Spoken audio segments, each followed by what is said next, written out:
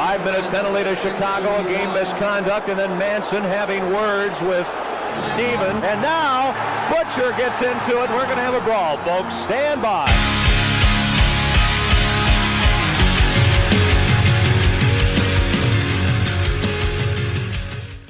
What's up, everybody? Tyler Cash here. This is the Fourth Line Goon Hockey Podcast. Hanging out, ready to talk hockey, drink some seltzers, chatting with my boy Tommy. How you doing, bud? Good. Standing up again. I see it looks like you got a sunglass tan going. Oh, yeah. So I've been teaching this summer hockey clinic to middle schoolers across the state of Nevada.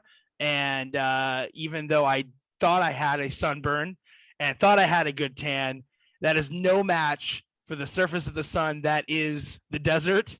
110-degree heat, 3 hours at a time on blacktop surface, playing hockey with kids. It's been a blast. It's been awesome. I've been having a good time doing it, but yeah, a lot of sun. I got the tan line for the hat too, for sure. So yeah, it's been good, man. How have you been? Good. Just soaking in the little bit of hockey that's left. It's weird when it was weird enough when it was like one game a day, and now we're down to a game every other day. And it's like, it's coming to an end. It went by too quick. Yeah, I don't have a horse in the race anymore, but still enjoy it. Still soaking it in. Yeah, I mean, the Avs kind of spoiled our fun for real. They're just winning every single game and shortening the hell out of these series. Which, I mean, we could talk about that. I mean, we don't really have notes. We're just going to wing it like we did last episode, which was a lot of fun. So if you guys didn't check that out, go back and do so on our YouTube and Spotify and all that great shit. But yeah, let's talk about the Colorado Avalanche. Without Nazem Kadri, he had thumb surgery. What was that, game 3, I believe? Yeah. So they didn't even finish off the series with him. I know game 4 against the Oilers was a bit of a nail biter. Wound up ending in overtime. But I mean, I know that this was a question people were asking us last episode. I don't think we got to it. Are the Avs the real deal? That's the real question here. Much as I don't want them to be, it's hard to say it's not the case. It's like I said, when Gerard went down, broke his sternum in the Blues series, you expected some sort of drop off. Didn't really happen. Expect Kadri going down, surgery, probably out for the playoffs. Nothing really changed. I think the only glaring thing that you saw that's a concern is the Oilers kind of figured out Francouz there at the end. And if Kemper is not good to play come the Cup final, that's maybe your biggest concern. But Avs have depth. They have guys that stepped up. They have guys that can, next man up mentality. And much it pains me to say it, it's what they have. And they really didn't drop off a whole lot from an offensive or defensive standpoint after those big injuries they sustained. Yeah, the big question mark is Francouz. Is he going to be the right man for the job to carry them through the rest of the playoffs? Obviously, Darcy Kemper was playing good. I mean, sweep 2 series. He had 1 series that went 6 games, right? Went 6 against the Blues. Yeah. But I mean, Kadri out, that's kind of scary. One of your leading goal scorers, especially when Nathan McKinnon's been known to disappear in the postseason. That's obviously hasn't been a case so far this year. But I feel like the real talk of this team is Cale Makar. 5 goals, 17 assists for 22 points in 14 games in the postseason. I mean, that's just insane, especially that's insane for a forward, right? Yeah. And here we are talking about a defenseman, and he's earning every bit of that $9 million paycheck. That's for sure. So 23 nonetheless. Yeah. And he's 5'11", bro. He's a small guy, 5'11", 187 pounds. He's just fast. He's got great hands. I mean, when you got him on your team, if he's healthy, who knows what you're capable of. I mean, the blue line is all that important. We see that with Victor Hedman the past couple of years, the Tampa Bay Lightning. Pietrangelo had an amazing year, the year in 2019 when the Blues won the Cup. You got some good defensemen that are able to put the puck in from the blue line. I mean, it's hard to stop, and Francouz is doing well. I mean, he's just the big question mark, right? I mean, Yeah. is he gonna be the man? And are they gonna rush Darcy Kemper back? Kind of like they did with Yari there for Game 7 for the Penguins when he wasn't ready. I don't know. It's kudos to them. Hats off. I think this is the first time that they've advanced to the Stanley Cup final in 20 years since they won. 21, 22 years. Yeah. And they touched the cup. They touched. Is it the Campbell Bowl? Is that the one for them? Yeah, Clarence Campbell Bowl. Like 3 of them touched the cup, and then including McKinnon. Yeah, in true fucking Nathan McKinnon fashion during the photo, no smiling. Yeah, grumpy cat. Can't enjoy anything. Which I mean, I get it. You still have a job to do, but I mean, you haven't done this your whole fucking career, so take it in a little bit. I mean, I don't know. Yeah, I've gotten into it with a few people on Twitter who are like, "Oh, what's your beef with Nathan McKinnon?" I'm like, I don't really have beef. I don't hate the guy. I just don't love watching him play hockey. He looks miserable. Like he's a man with a quest, and I respect that. And as he said last year, I've been on this team 9 years and haven't done shit. So I get his frustration, but it in the end, it's a game. Have fun, right? Smile a little bit, and then to demand the rest of your team also have this smug approach, right? Like, yep. I think we made the joke. I hope the rest of the team went out and had pizza and beer to celebrate, and he's just like sitting there, like maybe fork and knifing some kale and some mineral water, if you will. But yeah, I don't know, man. I guess we'll see. I don't see them standing a chance against Tampa. Against New York, it could be one entertaining series, and that's my 2 picks. I guess it all comes down to Game 5 tonight against the Rangers in Tampa because they split both games at home. We were so convinced that series was over. I still am. I still am convinced. And here's my thing. I am not nervous at all because the Rangers I think they only lost 1 game at home so far this postseason, and it was in double overtime. So if my stats are correct there, they could go to Game 7 at Madison Square Garden, and I like the odds. They've done it twice already. We saw how that worked with the Hurricanes, right? Hey, it worked. It worked twice. So far, and fun fact. Actually, I didn't know this. I'd be surprised if you did. There's not been a single team to ever win the Stanley Cup that went 4 Game 7s. So yeah, no team has played the maximum amount of games and won for the Stanley Cup yet. I think the closest one was the Boston Bruins in 2011. I thought it was the Kings as well. I could be wrong on that. They both did. They both went 3 rounds going Game 7s, and then lost in the final, or won in the final in the case of the Bruins or whatever. So yeah, I don't know, man. The game's starting right now as we're podcasting, so I'm gonna have to play catch up here and maybe potentially eat my own words. But I don't know, man. Shesterkin's got that look in his eye. The Rangers seem to be healthy. Strome is playing tonight. I saw that in Cheadle. I think that's how you say his name, Philip Cheadle, from the kid line, all the guys under 23 years old that have been just lighting it up. So they seem to be pretty healthy. And going against Tampa, who has Braden Point out still. I don't know. I like my odds. Fair. Yeah. I mean, they just showed it that Zibanejad line finally got the matchup, of course, having the home change with being at home. The Lightning got with the Cirelli line against the Zibanejad line. They did nothing in 2 games, but in the 2 games where they were able to match up away from him, that's when they did their damage. So Zibanejad goes, the Rangers go tonight. That's my opinion. If Zibanejad's line doesn't show up, Rangers lose. I mean, Zibanejad's been showing up, though. I'm pretty sure he's a goal a game, not even a point per game. Something like insane. Zibanejad NHL stats, looking him up so I don't eat my own words too hard here. But I'm shocked if he's a goal a game. Dude, he's been a goal a game, at least in this series so far. Sure, in the series, I believe that. Okay, so he's 10 goals, 14 assists for 24 points in 18 games. So barely half a goal a game average. Come on. And he's been a goal a game this series so far up until last game, which I actually didn't get a chance to watch. So he's not a goal game player in this series. Okay, damn near close. Okay, in the postseason, that's pretty impressive if you ask me, especially if he's still sitting on. I mean, the game before that, he had a goal and assists. Yeah, I don't know. You're right, though. If you shut down your superstars, then what do you got? But my thing is the fourth line for Tampa hasn't been producing quite like they should. I know we saw that goal from Pat Maroon, and obviously he's been letting his presence be known. I think that's his first goal in the last 3 years. He's always won a couple of years in a row. This is his fourth time. I think that's his first goal over the last 4 postseasons that he scored in the third round or later, which is crazy to think. Okay, But yeah, kind of random tidbit.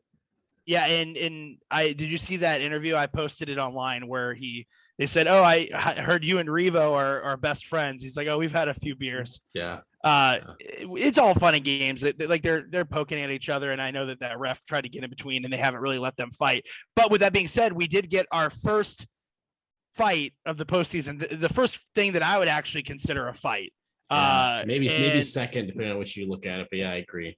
Like full fledged, like actual like something worthwhile, and it was Frank Vetrano, Hagel, right? and Hagel, which is 2 unexpected guys they don't normally fight. And I think the only reason that they got the opportunity to fight was because the refs had no idea it was even coming. They were probably preoccupied on seeing if Revo and linesman's hands got in there close before they could get right as they're getting the gloves off, and they let him go. I mean, looking at it, I'm just like watching it real time again. Definitely the first one where it's like all of them have been lopsided, where one guy throws 1 or 2 punches and like that's it. Where this was the first one where, all right, I'm gonna pummel you a little bit. All right, I'm gonna get out of it. I'm gonna pummel you a little bit, and then it kind of like ends. So, right, about fucking time. Sad that it took over a month of playoff hockey to get a true fight. I don't remember the last time this many linesmen have stepped in and completely stopped, like eradicated every single opportunity to fight. As you mentioned, I think an episode or 2 ago in the bubble, it was just like nonstop. Yeah. I guess it was just the vibes, the frustration That's of what being, I'm saying. Being there, but 4 months and then stuck in a fucking bubble. But I never thought I would miss any aspect of the bubble except for the aggressive fighting, for sure. No kidding. So, let's talk a little bit about Evander Kane, right? So his contract got terminated or is in the process of being terminated by the San Jose Sharks. He had 4 years, I believe, left, a little over 7 million AAV, something in that ballpark. No team wanted him. He's locker room problem. We don't want him around. We don't want that term. We don't want that contract. No dice. Not only did they not want that, they weren't even willing to take picks in return for Evander Kane because they were that concerned about him, right? Dude shows up and has himself a little hell of a half of a season, especially in the postseason. I mean, I hate the guy, full disclosure, but he was lighting it up. And so now here we are. And so for good measure, let's talk about this, right? 15 games played in the postseason, 13 goals with 4 assists for 17 points. In the regular season, he was 39 points in 43 games this year. Obviously, he was, he had his ordeal where he was in the AHL, I guess, for a split second. I don't think he actually played. He did play a few games, yeah. But yeah, do you think any other team now is going to give him the full ride? I see all these rumors on Twitter where they're saying that his agent is essentially asking for a 4-year, 5-year deal at the same AAV, like 7 million. Is a team going to snap at that or what? I mean, look at it this way. As shitty as the thing it is to say, if some more stuff comes out about his ex-wife or fiance or girlfriend or whatever she is, or somebody else for that matter, assuming that the whole grievance that Kane's agent, the NHLPA, filed on terminating his contract, assuming that stands, there's grounds to bounce somebody if that shit happens again. Well, right. I guess I take that back. I mean, his more bouncing, I think, was more of the COVID situation, correct? Versus the sexual. Oh, right. Yeah, he like faked the COVID card. Yeah, so maybe not. I take that back. But that being said, I mean, I think it's a situation where you're probably looking at 3 options. You could probably find yourself going to a contending team on like a 1-year deal that pays you decent. You could probably find a team that's maybe, you know, a little bit more than a bubble team, but like a good solid team that'll give you an okay contract for a couple of years. Or you could probably go to a team that's like, you know, we could use a really good top 6 guy and we'll sign you for 4 or 5 years. And you know, maybe first couple of years might suck, but you'll get good term and value. That's my kind of take on it. Like I like teams that come to mind is it's like a New Jersey, a Vancouver, you could maybe even argue like a Nashville if Forsberg doesn't resign there too. So, I mean, there's options for him. Your hockey play talks more than your off ice play. So that's my take. So I think he's going to get paid. He's going to will be 7 million. I don't know, but he's going to get term and he's going to get probably at least 5, if not 6. If I'm a GM of an NHL team, which obviously I'm not, I'm just a guy chatting hockey in my living room while standing up and enjoying a nice, of course, Topo Chico seltzer. If you guys want to sponsor us, feel free to email us. But anyways, if I'm a GM, I'll pay the man, but you're only getting 1 year out of me. You're too much of a risk outside of that. Let's talk about the COVID situation, the ex-wife scenario. Then let's talk about suspensions. I mean, the guy did just get suspended. I mean, he's not squeaky clean and he's a liability. Yeah, he can put the puck in the net, but also he only played a half a season on a line with Connor freaking McJesus. I mean, anybody can put up points like that. We saw it with Pat Maroon and Taylor Hall. Like, anybody can really deliver with these people when you're playing with a superstar, right? I don't know. I think he stays put in Edmonton. I was just looking up what they have left, and it looks like they have $7 million that they could still sign players in the offseason. They're still committed to Mike Smith. I don't really see them moving on past that. Otherwise, they would have pulled the trigger 2 seasons ago. I mean, and he'll take a team-friendly deal to stay out on a line with McDavid, right? Like, not much of one, but pay the man like 5.5 for the next 4 years, and he'll stay put. I don't see how you do it. You only have 8 forwards signed.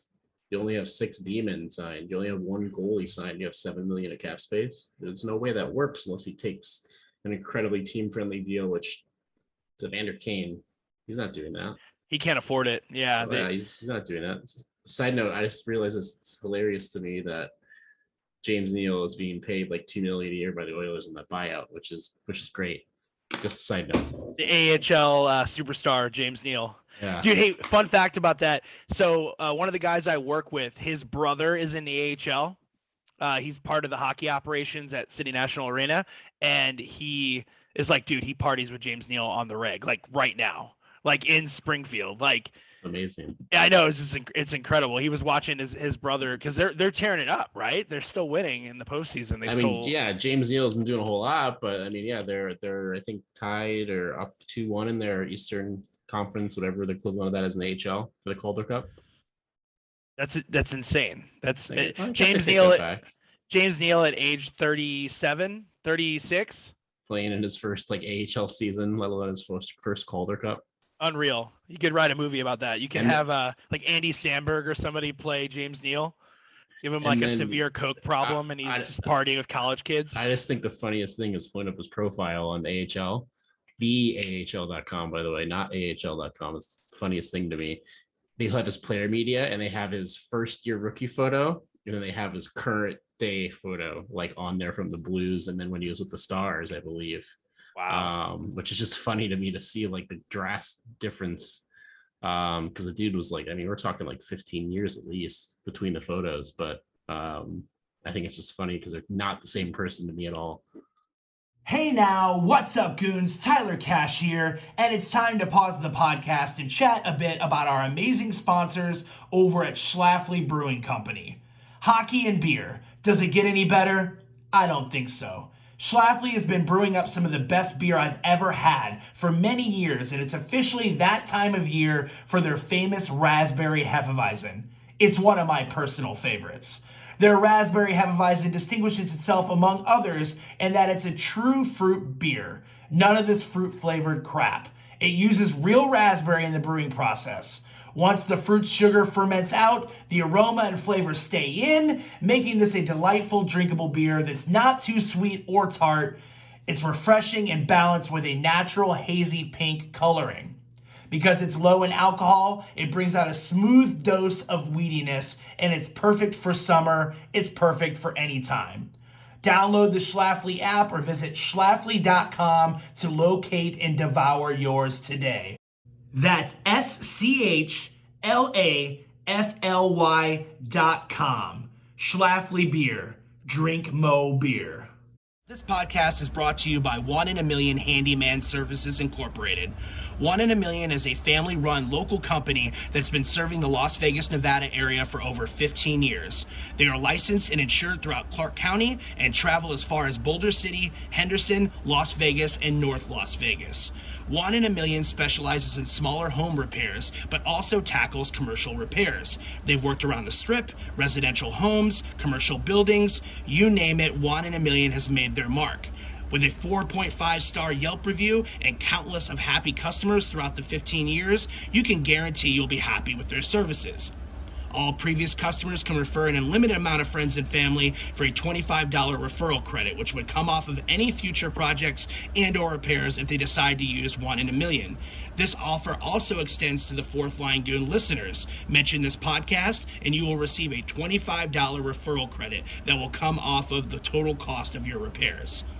1 in a Million is open Monday through Saturday, 9 a.m. to 5 p.m., and you can find them on the web at juaninamill.com. That's JUANINAMILL.com, or you can also find them at juan.inamill on Instagram. 1 in a Million Handyman Services won't let you down. Check them out.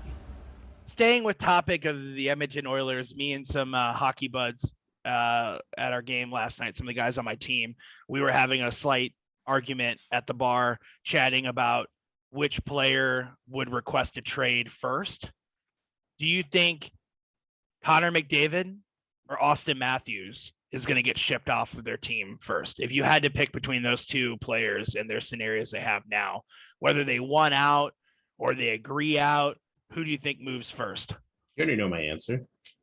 Okay, well, yeah, but like let's be realistic here. Like, okay, he doesn't want to go to Arizona right now. It's not going to happen. So if where are you at? Who do you think gets more frustrated and wants to leave before their contract's up? I mean, I think it's easy to say Austin Matthews by a long shot. I mean, not only that, Austin Matthews only has 2 years left, where Connor McDavid has 4. You also have Connor McDavid as the captain of your team, and the other one's an A, I think, alternate captain. But yeah, I just don't see it.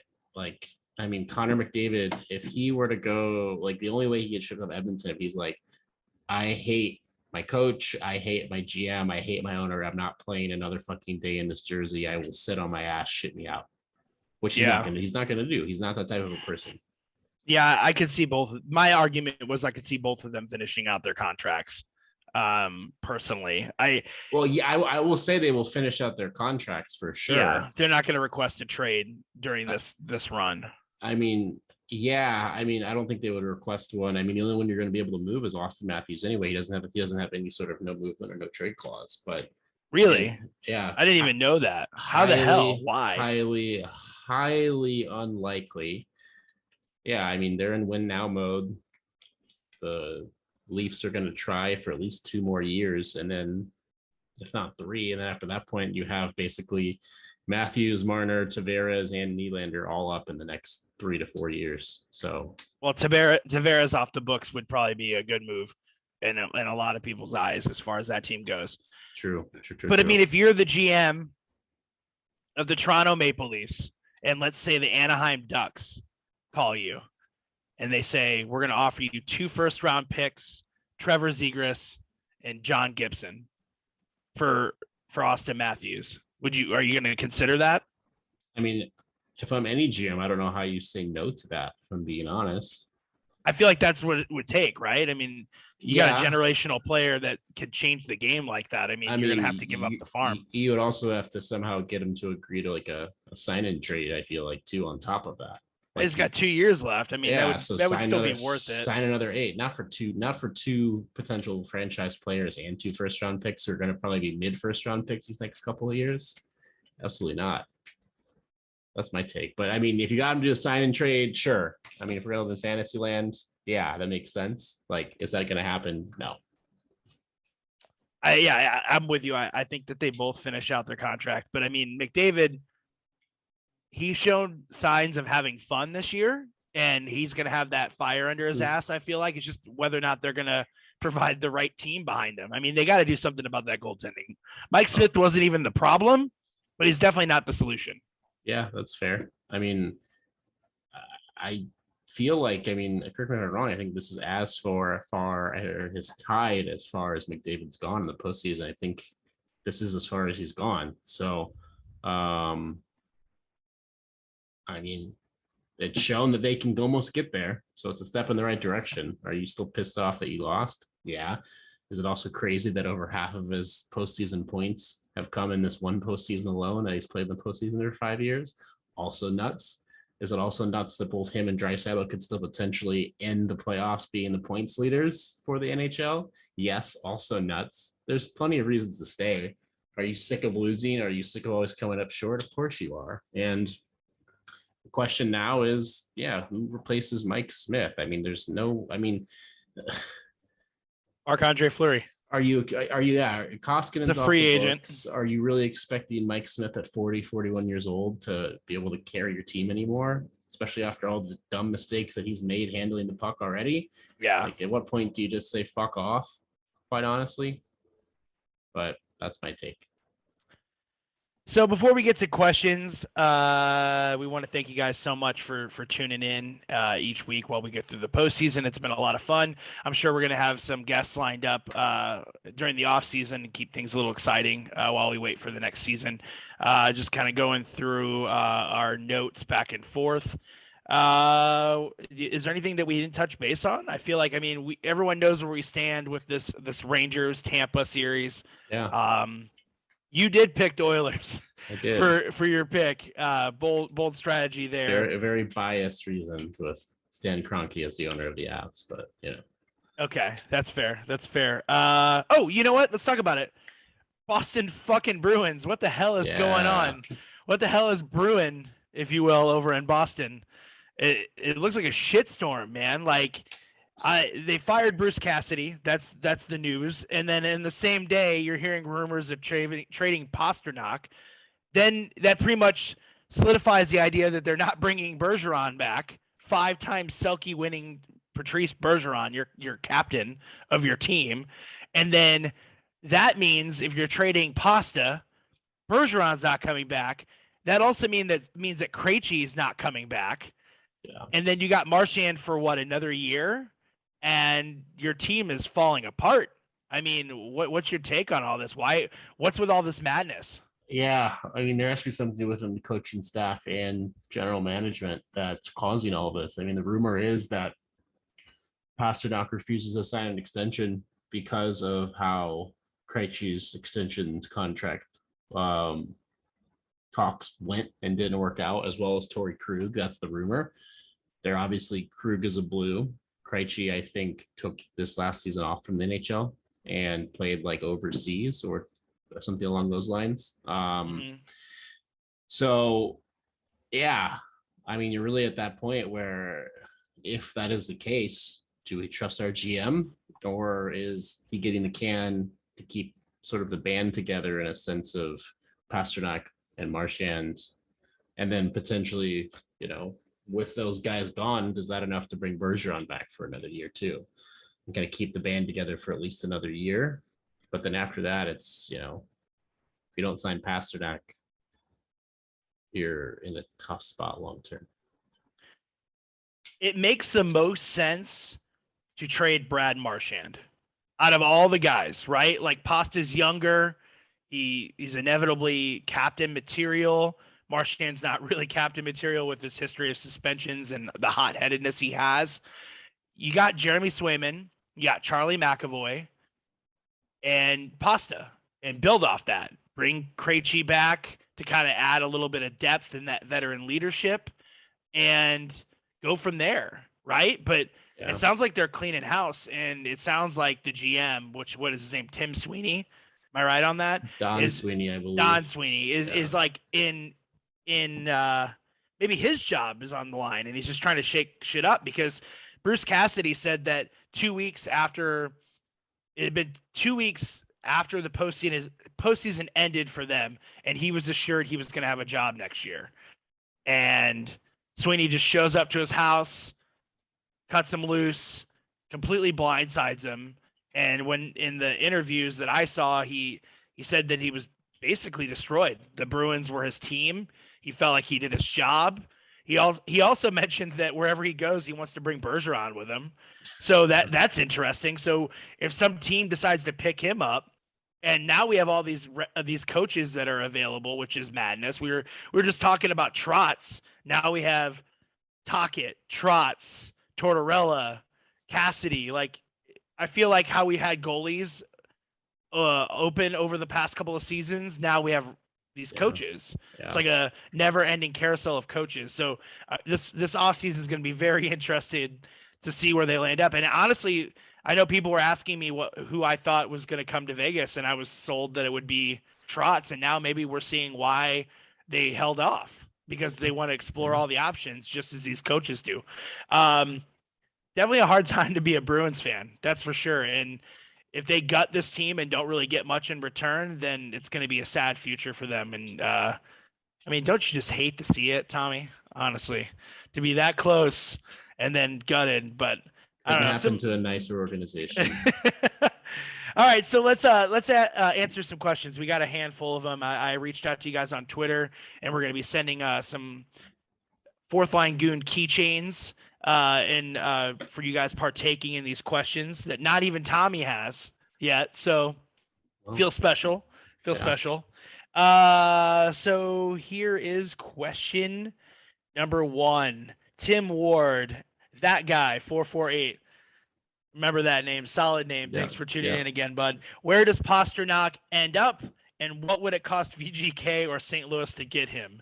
I guess let's just say, what would it cost any team to get Pastrnak, right? He's got 2 years left on his contract, something in that ballpark. His last year is coming up. Okay, 1 year. So I don't know. If the guy's holding out and refusing to play for your organization, isn't very happy, the price might be cheaper.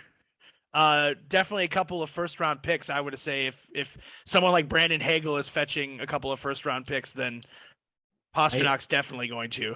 But the thing that makes the most sense to me, and that's assuming that they're doing more retooling, Brinket to Boston for Pastrnak and maybe like a first. Wow. Does that really move the needle for the Blackhawks? No, I don't think so.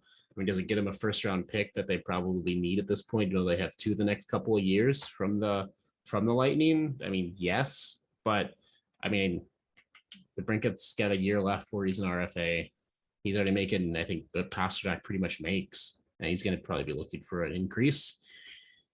Pastrnak brings star power back to the Blackhawks as the Kane and Taves era potentially ends. Like, I don't like it. I'm not a fan of it, but like, does it make sense? Kinda.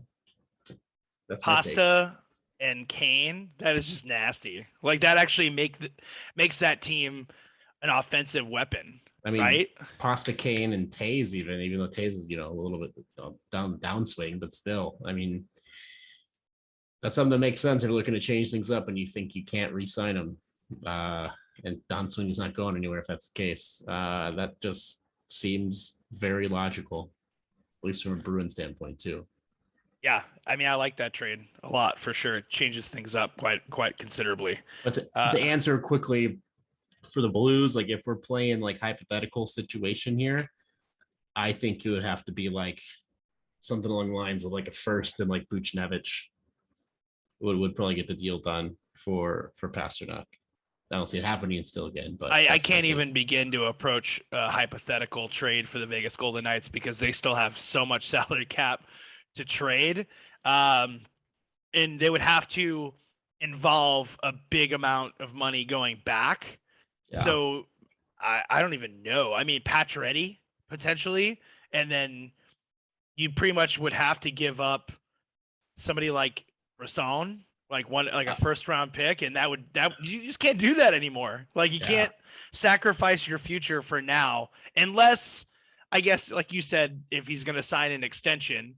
But then, I mean, what is he going to fetch?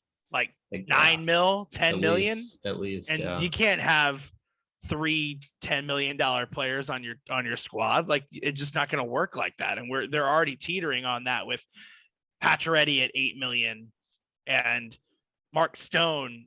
Dude, holy shit, they do have three $10 million players almost. They have Petrangelo and Stone. Yeah, it's so shit. Close. No, yeah, I don't want him. I don't want him. I mean, as much as I love Pasta, you'd have to do more cap gymnastics than necessary to even facilitate that trade.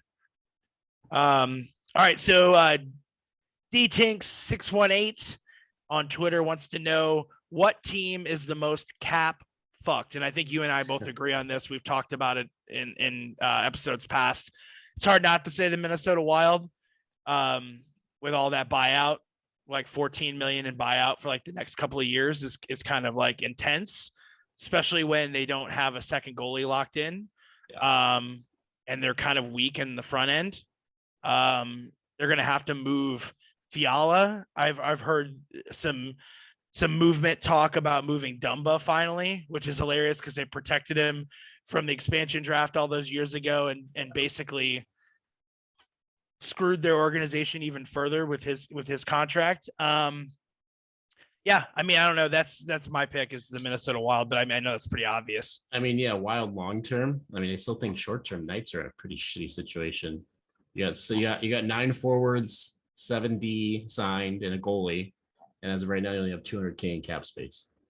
Yeah, well, they have 2 goalies. They got Thompson signed too. Well, so correct, and Brossoit, but they're not. My point is, like, with them being injured and Thompson going back to the minors, they aren't hitting on the cap at the moment in the offseason. So with them off the books, they're at $200K. If they bring them up, they're already over. So it's, I think, present day, the Golden Knights, not the Wild, because they have cap space, even though they have these bullshit penalties that they have coming out. Well, I think like not bullshit penalties, justifiable penalties, but bullshit if you're a Wild fan penalty.